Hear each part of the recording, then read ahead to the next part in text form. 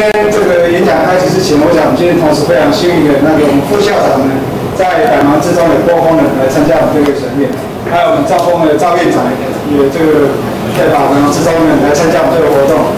所以一个艺术的活动，然后讨论议题是全球暖化议题，都跟我们密切相关。所以我想呢，我们就可以开始我们今天的活动。那首先呢，我想先请这个国立高雄师范大学吴马令吴教授呢，先跟我们简介一下说我们今天的演讲者他们的背景。那希望我们以热烈掌声欢迎吴马令吴。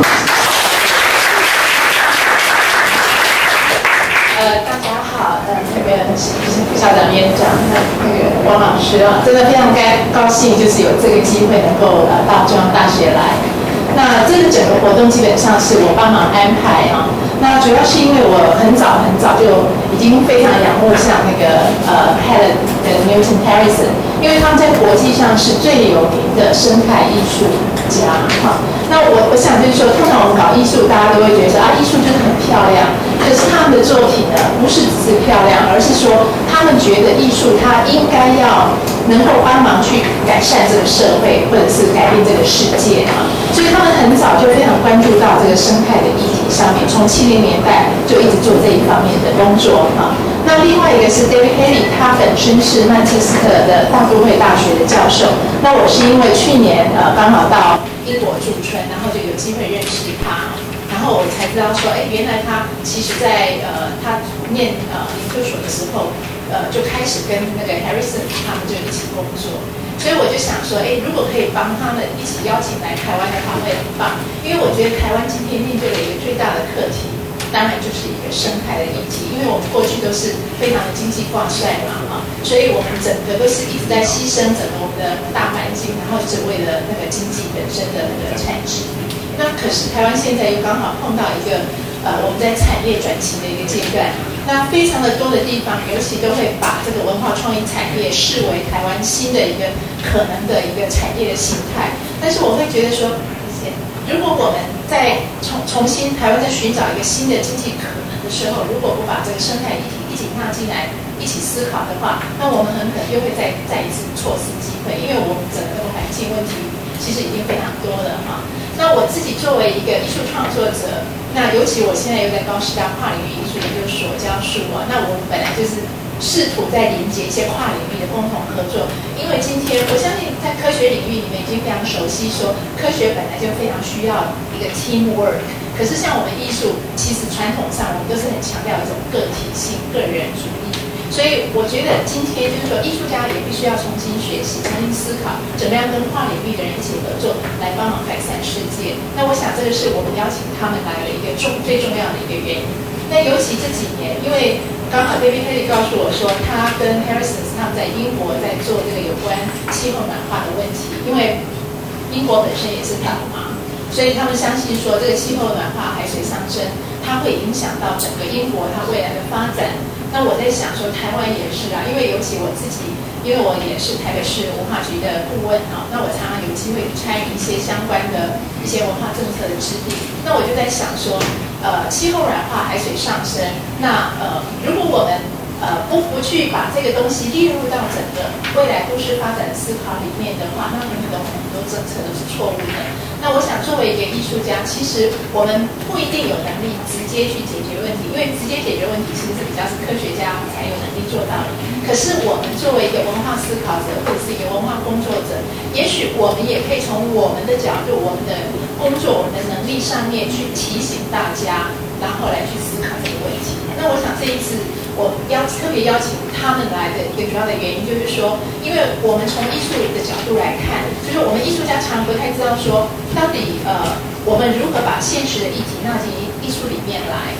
然后我相信科学家也会思考说，那我们如何跟艺术家一起工作啊？所以我想邀请他们3位来的一个很大的一个原因，我是希望说，借着他们讲他们的案例，能够帮助我们重新去找到一个可能性，就是艺术家、科学家如何一起来工作，然后为改善世界而努力。那这个大概就是这个整个活动的一个主要的原因。那我就介紹到这里，谢谢。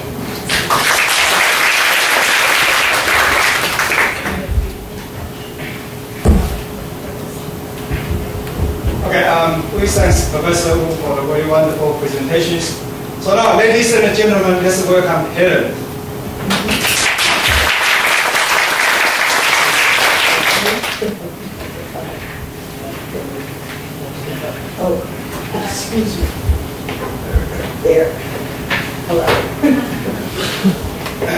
Okay, and let's welcome Newton.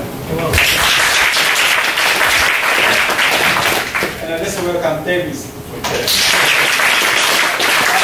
Please thank them for taking trouble to come to visit us. So first, Helen will give us presentations on the selected greenhouse works. Okay, right.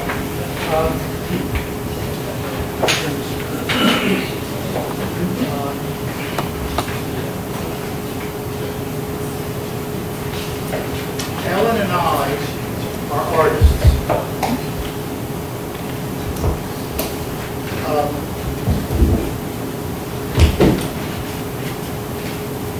We have different subject matters than most people. We are what you call research-based artists. Therefore, our work is complex from certain perspectives. The first time we did a greenhouse effect work was in 1974. 34 years ago.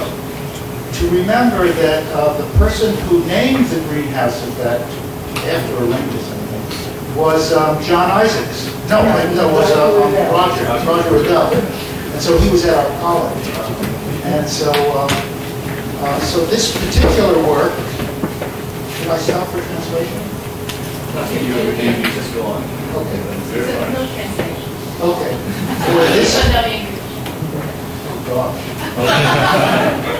okay, for this particular work, we said, well, we did our research and found that we were in an interglacial period. That was, everybody believed this. So it was going to get warmer or get colder, depending on who was interpreting particulate matter. So we had the work of two different scientists whose names I don't remember Glass right was now. one. Glass and somebody else. One who said we are in an interglacial epoch and it is going to get warmer. The other said we're in an interglacial epoch and it is going to get colder. So we did a very funny, complex, ironic work, which said, in the event that it's going to get colder, let us begin long-range planning. In the event that it's going to get colder in the short term, let's begin short-range planning. And if the other gentleman is correct, and it's going to get warmer, and the oceans are going to rise, why then let us begin long-range planning. Or if it's going to happen sooner, let us begin short-range planning. So everybody thought this was a very funny work. Particularly since we said short-range planning should cover the next 500 years, and long-range planning should be in the 10,000-year range. So it was a funny, evocative, ironic work based upon confusing scientific research. Sorry. Researchers. One should not think that science is God. It's just like the rest of us. We do the best we can. First slide. Next.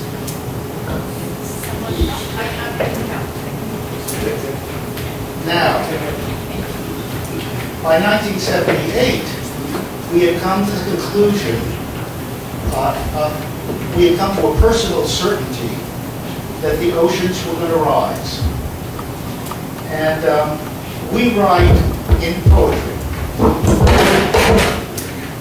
The reason we write in poetry is to avoid scientific language, which is special language one way, planning language, which is special language another way, and political language, which you should forget. So,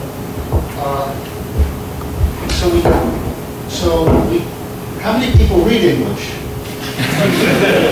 We all read English. Don't worry.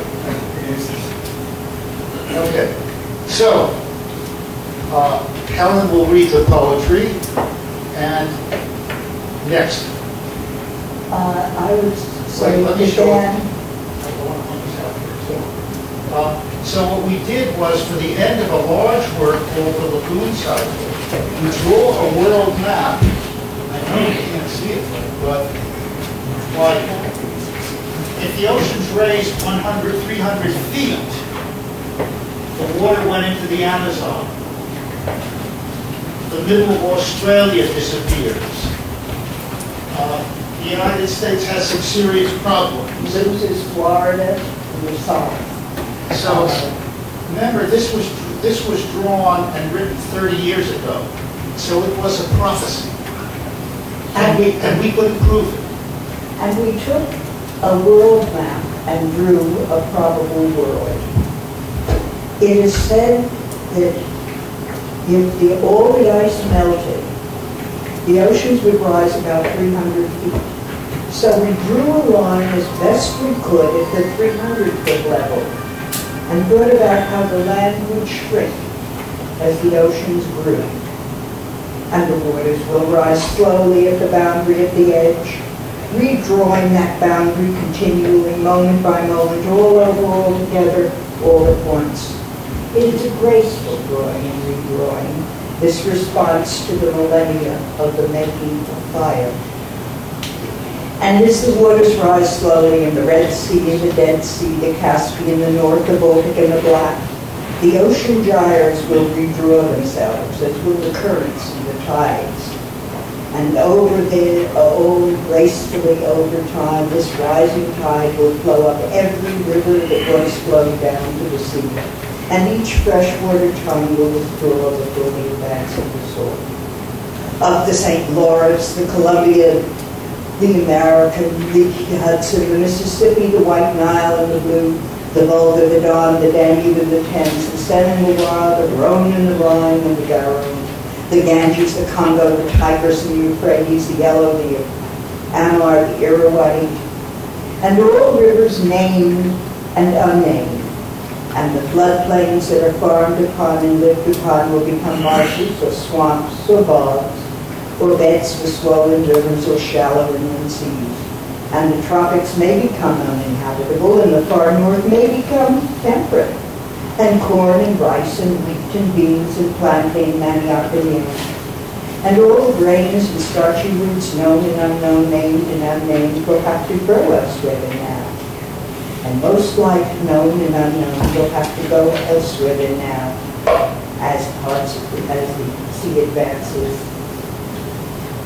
And in this new beginning, this continuously re-beginning, will you feed me when my lands can no longer produce? And will I house you when your lands are covered with water, so that together we can withdraw as the waters rise? The issue here was that if the oceans were going to rise the way we thought, a new social order would have to grow with it.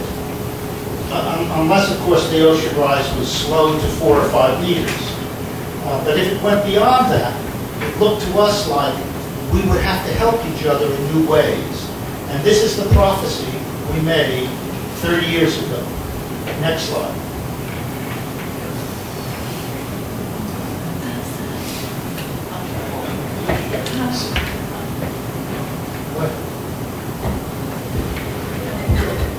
Okay? Yeah, it's okay.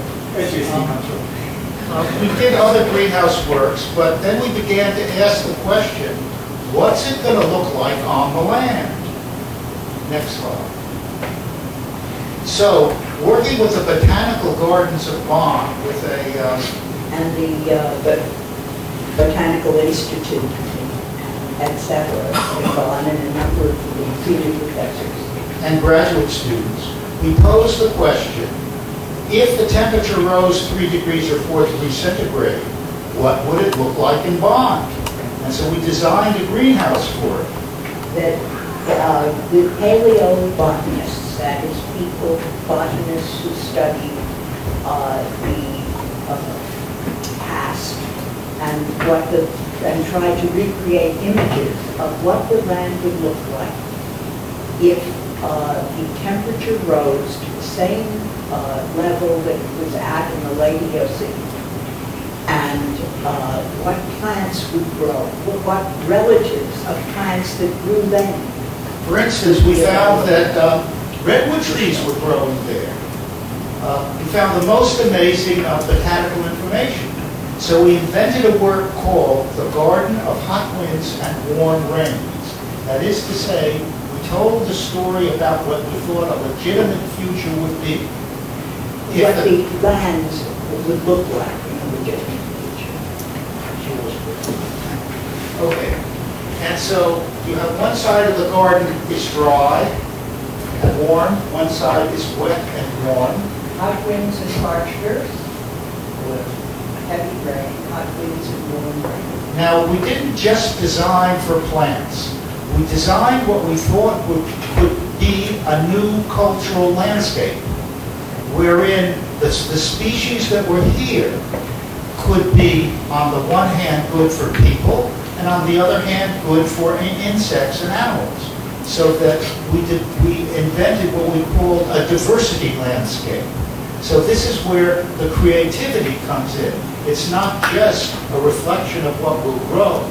It's a reflection on how people can create with what will grow. And then, of course, there are some unhappy outcomes. There is the virus. The ozone layer may not be friendly. These are small greenhouses within the large greenhouse that say, well, maybe the future won't be so happy. Maybe the virus. And so on. And finally we thought, well, you know, supposing 8 volcanoes go off, particulate matter covers the earth, covers the air. We have a mini ice age. Well, so the last image is Buddha in a blanket shivering. With an ice core, with a section of ice core. Yes, we gotten from the University of New Hampshire. Yeah, we got one of the Greenland ice cores to put in. So that it's really important to take this information, create, to work with it, to play with it, to create alternate cultural narratives, to invite creativity from others, and so on. And to understand that no matter what we say, we're only tentatively talking about something because we can be very, very surprised. But the more information comes in, the more surprising it is that we're not going to be surprised. As many of you researchers can tell. I suspect you would agree with this. Next.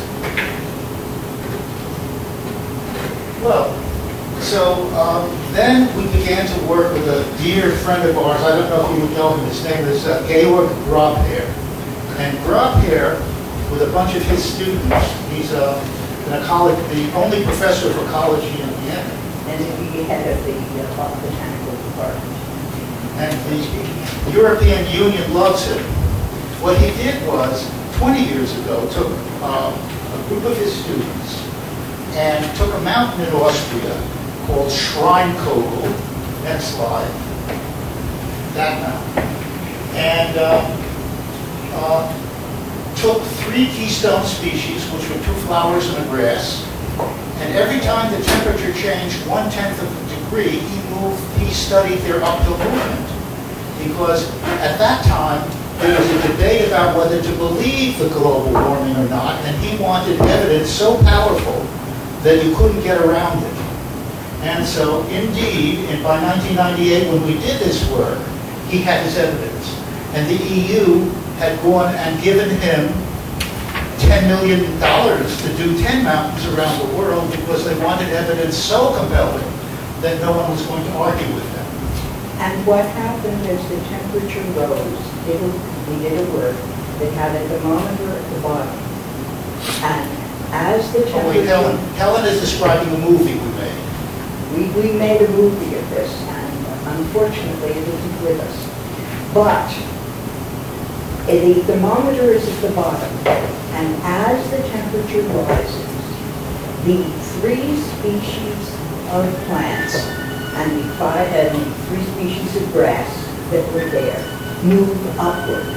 Some move upward quickly and reach the top and disappear because they no longer can live in the temperature that will exist. Others go up much more slowly. but by the end of the image, the greenhouse closes around the mountain. And the greenhouse shows up. Nothing. And the mountain turns red. Red. Now, there are two things, I want to talk about the two critical issues for him. Yeah. Which was one, he couldn't get this said in time, so he couldn't get it off the paper. So that it took 7 or 8 minutes for these flowers to go up, so that everybody who saw it suddenly understood that this happened in slow time for human beings, but in fast time for ecosystems. If you happen to be a glacier, it happens in fast time. Now, the second thing that happened was, we said, you know, everybody, the exponential effect is on us. Why don't you talk about it? Why don't you talk about the possibility, the probability of increasing global warming phenomena rather rapidly, rather than in this manner? And he said, well, I'm afraid to, because if I try to say those things as a researcher, then I won't get my next million from the EU. They'll think I'm talking without evidence. So we said, okay, we'll do it. So our work there expresses the exponential effect, has a high probability in like 77, 78, and he shows it to all his classes, and he shows it to everybody. And if it's a friendly audience, he says, you see, even artists can see this. And if it's an unfriendly audience, he says, well, you know, they're only artists. And so that's one of the roles we take. It's sort of playful. It's like what a stalking course does, which Molly will explain. Molly, explain the stalking course. Yeah, but I just say that. Okay, next. Well, so we started on Greenhouse Britain after a series of lectures. With David. With David. David comes in here with this work, which wouldn't have happened without him, because he said, why don't we do a series of lectures about the Greenhouse Britain and see what happens? So he set up the series, and we did. So the first thing, we have map makers in Toulouse. Our map maker friends will make any map we ask for in any color we ask for, because we had to train him to be an artist. So he had to leave his map-making frame and start to think of himself as a painter. He's a fine technologist, but he's also an artist. So, here's what we find out. We find out that when the 5-meter water rise, we find 2.2 million people displaced, 10,000 square kilometers are covered. That's what shows on the first one. That says, that takes the extreme of the present 100-year prediction. 1 to 3 meters, 1 to 1, a meter or so is the small, and if the Greenland ice shelf and the Arctic continue melting at a great rate, then we're looking at 5 meters or more. But we don't know. But as artists, we decide to take a risk on the extreme position. Next. So we said, what's the 10-meter look like? Oh, we've done 15 meters already. Go back one. Okay. Well, it doesn't matter. If it comes up to 15 meters, 47 or 8 feet, which assumes the melting of both the Greenland ice shelf about half, 2/3, and the Arctic ice shelf, then we end up with something like this. And all the permafrost most of the Moreover, yeah, the methane keeps on coming. All the bad news happens, which is very well known in your research community, somewhat now known because of Al Gore. Thank you, Mr. Gore. We will open a debate with Mr. Gore at the end of this. So, then in our life, look at that. I mean, 15 meters means that about 15% of the country is displaced. Next slide.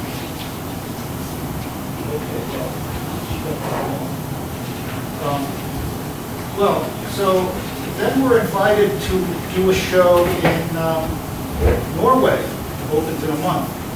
And they asked, we So we thought, well, we have done a work called Peninsula Europe, which we can show you, funded by the EU, which dealt with the watersheds and the amount of water that came down from above.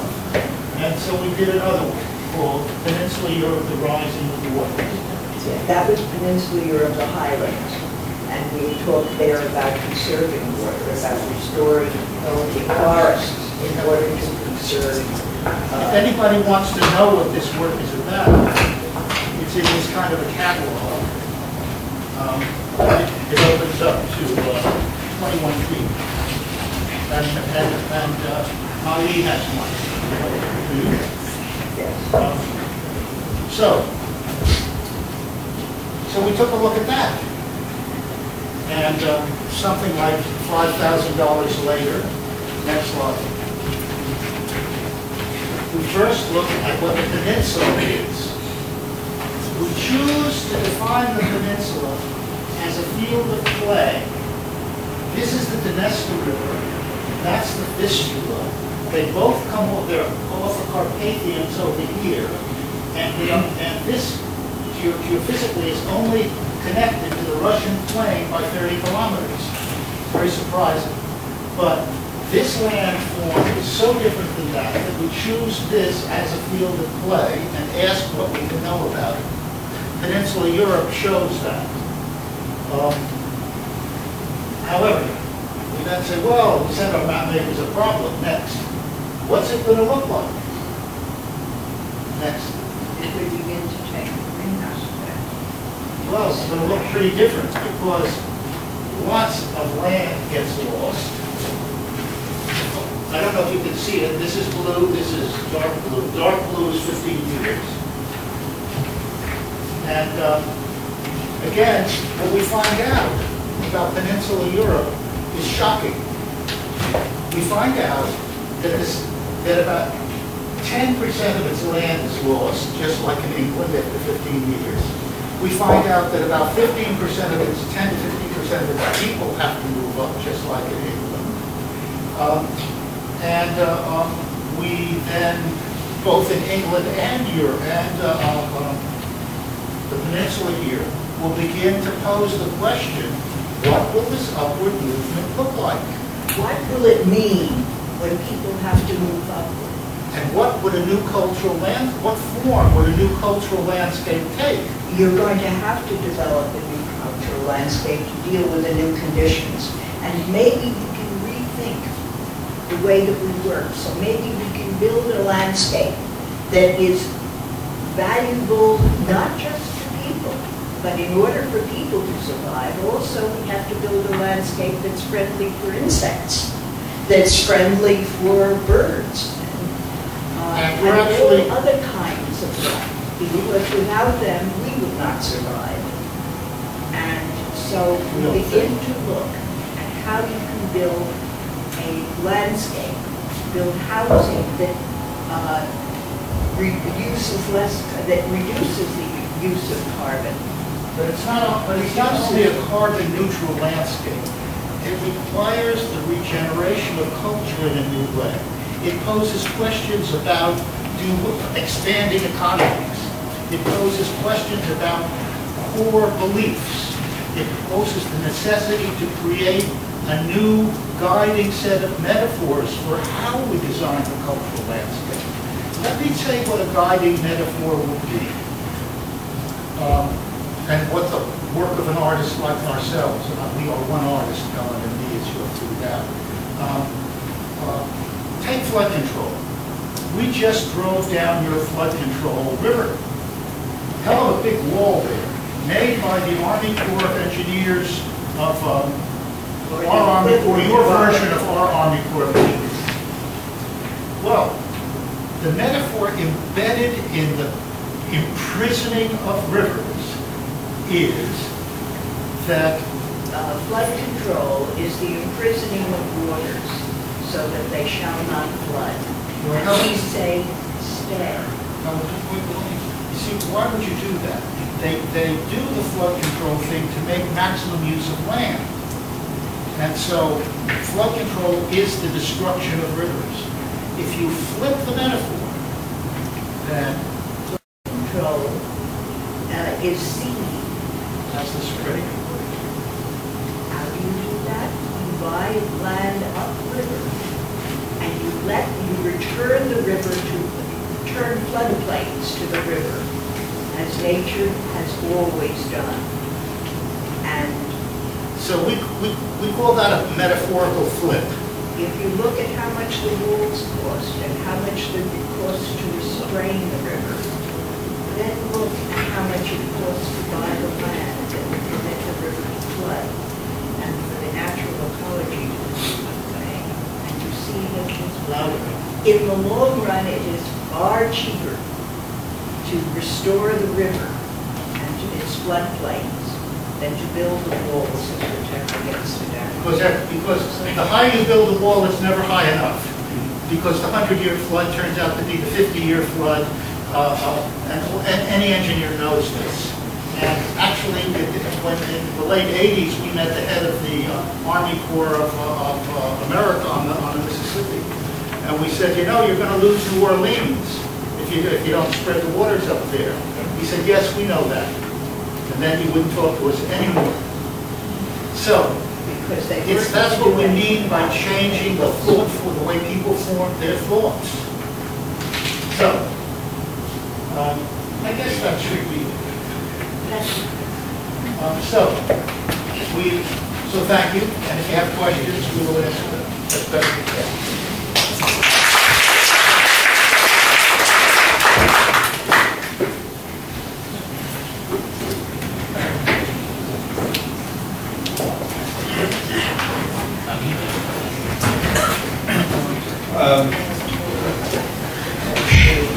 If you want to see the discourse that we sent to Europe, it's this. But it raises the issue about monocultural failure. How can monocultural failure rise into what is in the present state of mind?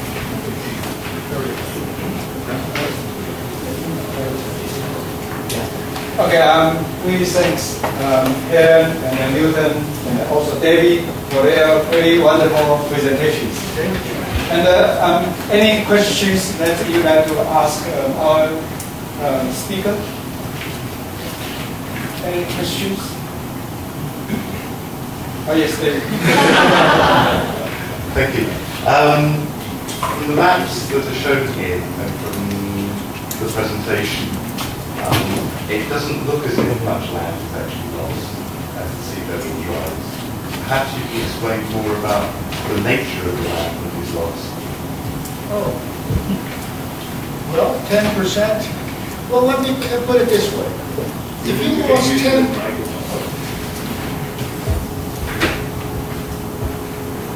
maybe we should get personal. Which 10% of your body would you like to lose?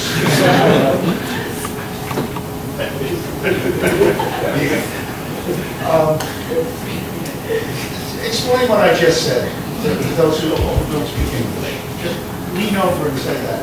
We only lose 10% of our land, probably in the worst case. Well, it's 10% of the land people love most. That is to say, living at the water's edge, or living within 10 or 15 miles of the sea. So, that would mean that maybe 10% of the world, maybe more, has to move up. Well, let's talk money. I want to talk money. The gross transnational product of the peninsula of Europe is about $12.6 trillion.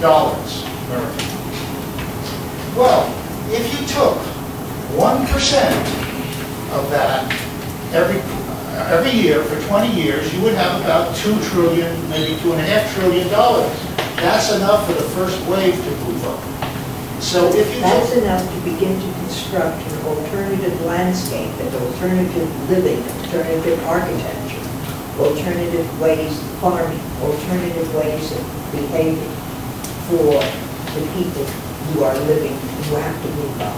So if you took 1% of your gross domestic product, 2% here probably, or whatever, you would have enough over 100 years to have probably 6 or 7 upward movement waves of people. And the waves of people could be tuned to the rising of waters. Now the reverse can happen. In like a few thousand years, let's imagine the ice reforms and your island gets bigger because the ocean gets lower. And you can move back downhill like everybody else has done over millennia. So I think we have to think in those terms. And some of them are playful and some of them are devastating. The problem is that if we try to continue just the way we are in building our new situation, we will be faced with the fact that it is not sustainable. We are not living under conditions that are sustainable. And therefore we have to begin to think what kinds of conditions make a sustainable landscape.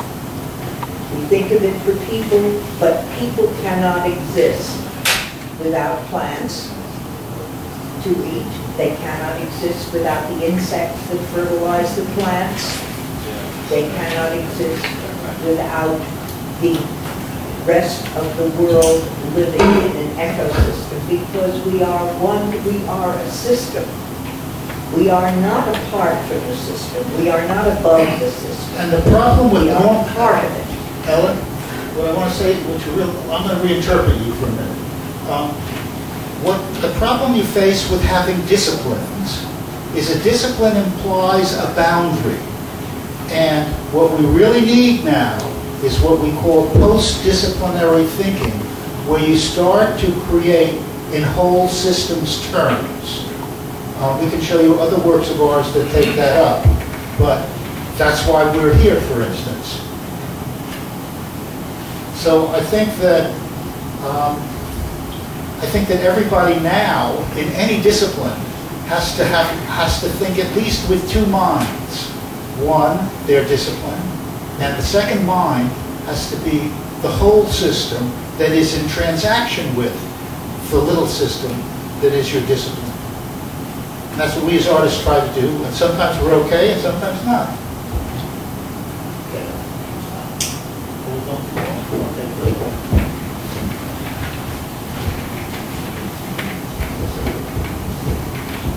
I do have questions. So where do you go from here?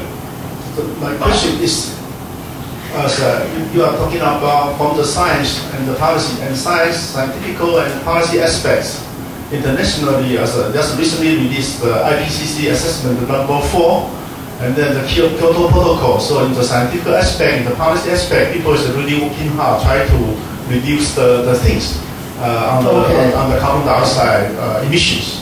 So that's on the scientific part and the policy part. They are trying to do something. They know what to do, although very slowly, but they are doing something. Well, but from here, say, from the artistic aspect, and where do you go from here? Well, it's not so much the artistic aspect. Okay. If you did everything the Kyoto Protocol asked for, all the power plants of coal that are now underway would send twice the amount of carbon in the air that the whole protocol saves. No, one time, double. So you all know this. This is not new information. I think the scientists, okay, how did the labor unions stop being slaves to the owners? They formed unions. I think the scientists as a whole probably need to form a power group that directly affects politics and that in fact starts to deal with the problems that are, and artists too. You know, artists never run away from politics. All us disciplines, we run away from politics.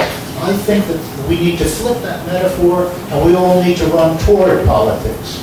And if you look at it that way, then there's a second problem.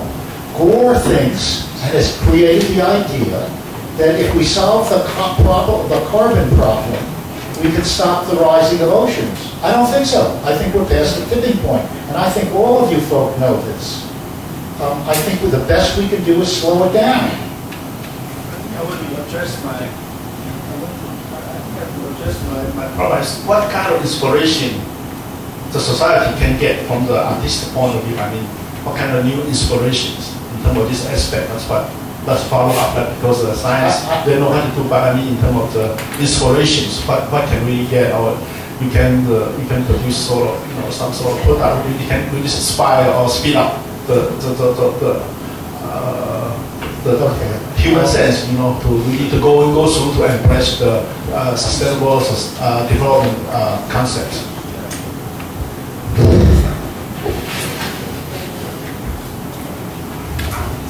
I don't think that that's the right question. I'm going to take issue with your question. The question implies that we are problem solvers and that this is a problem to solve. I do not think that this is about normal problem solving. I think this is about the recreation of culture. You see, normal problem solving only gets us so far. We have to recreate culture. That's why I think science must organize and move on. We'll join you. Why don't we form an art science union? We'll all move on politics. But you see, we're doing the best we can here. We have 30 years, 35 years of hard work in this. And that's as far as we've got. We've got pretty far, but farther than anybody else in our field. But if you ask us if that's enough, we have to say it's only a little bit. So what's a big bit? And that's what you're asking me, and I can't answer. That has to come out of a lot of people. Yeah, that I think is the fact that what we can work with is changing the images that people have of the survivability of the world around us. That we can work with, but we have to work with a lot of other people to do it. This is not something we do out of thin air. This is something we do out of talking to endless numbers of people and getting their responses, and hopefully they're joining with us to think about these problems. So the question to you is that, how do you, as a scientist, begin to act globally?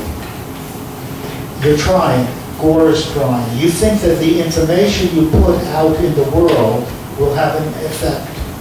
It does, but not enough. And if the oil company pays $10,000 to each scientist who will write a thing in a newspaper saying global warming is just an opinion, which They'll pay much more than that. but so on, we have to counter vigorously. And the problem we have not found is how to counter vigorously. Gore tries it. He deserves his Nobel. His use of art and the way he visualized things is swell. Our next movie is, let's move uphill and create the new landscape. And begin to make an image of what this would be like, of what the change would imply. We're not saying how awful you are. We're saying, oh, look, there is another possibility. There is another way. For instance, let's look at your island. You have a hell of a job moving up because it's awfully hard to build on volcanic ash type hillsides.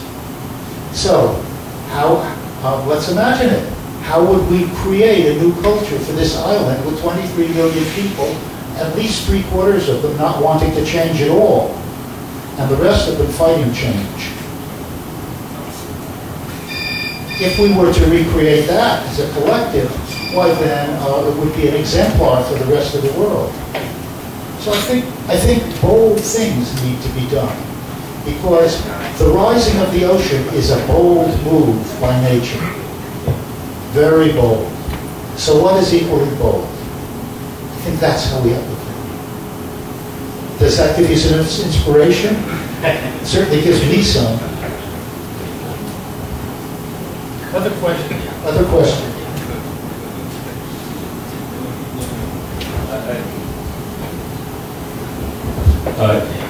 You brought up earlier the fact that in the 70s, when people start looking at these things, and they had this debate whether it's going to be colder or warmer. That reminded me of an earlier study that we did at Scripps as a student. We were looking at these things, just following the argument.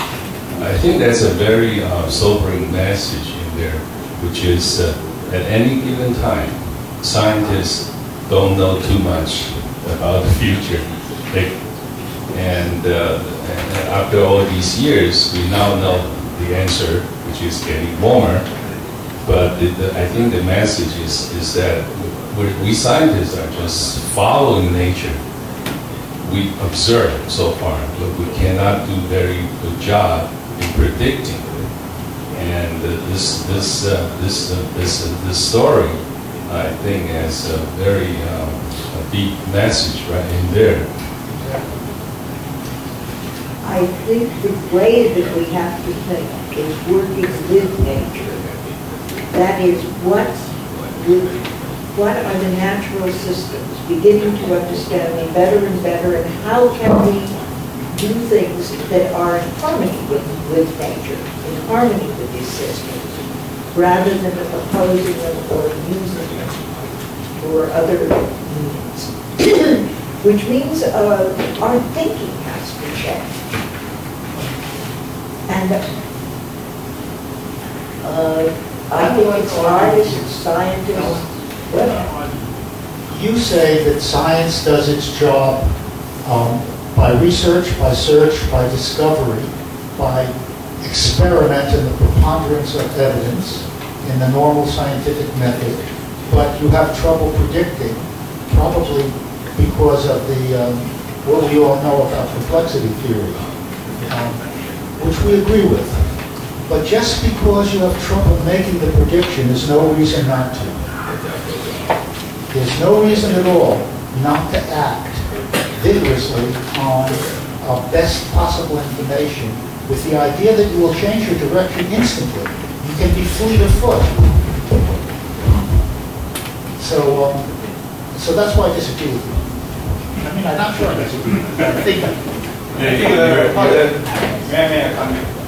I think what the theme Professor told me is our Earth system is very non-linear. So this is the nature of this non-linear is very difficult to predict. So that's why we still need to get more data and to run more experiments in order to see a future in, let's say, in 10 years or 20 years from now. The reason for that kind of uncertainty is because that's Mother Nature. That's why it does. So I think what you said today is very interesting. Is now we know that we, just like Helen said, we need to think now, and we need to think differently. We may need to think sideways because we are now facing a new world, which is not going to be the same. Say 10 years ago or even 20 years ago. Global warming is here to stay, like it or not. And you and me, we are all going to see it. So I think so that's the point, that culturally we need to make a change. To move a lot of people up slow, that's kind of a massive scale. It's comparable to the Exodus.